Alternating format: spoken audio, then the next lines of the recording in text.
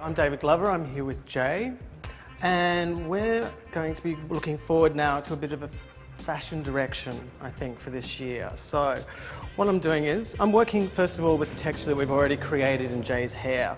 What we've done is we've used some, first of all, we've got some hair powder in there to give it this fantastic pink pastel look. We've used some, what have we used? We've used anti-gravity, we've used hair resort. What else? Gritty business. We've got everything in there. We've tongued it, and we're really building up lots of volume. So now, for the piece de resistance, I'm actually backcombing it. Now, there is a bit of a technique to backcombing, and I learnt this years and years ago from hairstylists that used to do all those fabulous 60s bouffants and what have you. And the way to do it is actually to start at the roots and work back up the shaft of the hair, so that when you're teasing, if you're teasing and you start back here, you're not going to get the lift on the roots, and that's just going to fall out straight away. Ultimately, what we really want is the lift right on the roots. So you start at the roots, you get that volume in there, and then just loosely backcomb. Okay, what I'm going to do now, lightly brush these ends out a little bit. Get a look at that fantastic texture from tonguing it before. So we've still got all that lift on the roots. And what I'm just doing is just softening it up a little bit. Just taking that tease look off the ends. And see how easily that just brushes out like that too, because we've teased it properly, and that's really important. It's the technique that you backcomb with is very important.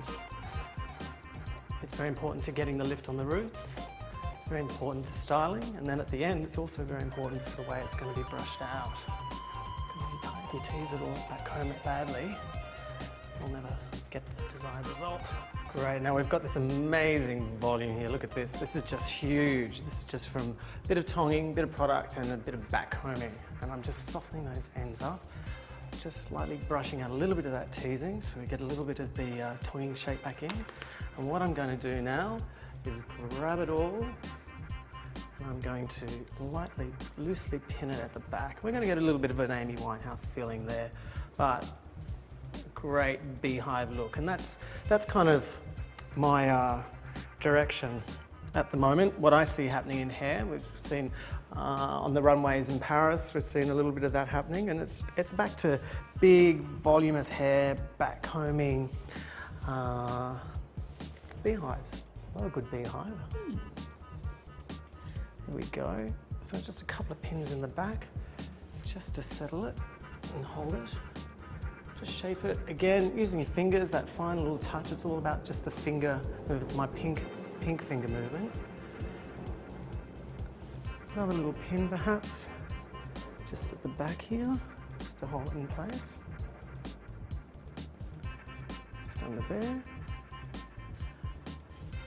And there we go. There we go.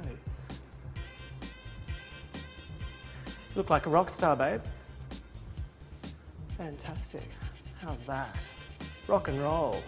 Rock and roll. And actually what I'll do is I'll turn you around slightly, because we've got some major volume happening there. What you can also do, if you need a bit more lift, just use the point of your comb just to finish it off. Just to lift it. Get that volume in there. Lots of lift on the crown. So we've got that really cool shape happening. We could actually even put a little bit of we could put a bungee there or a tie just to give us a bit more of a ponytail look there, which, yeah, could do that. That gives us a little bit more of a pony with a beehive look. That looks pretty cool. Very cool.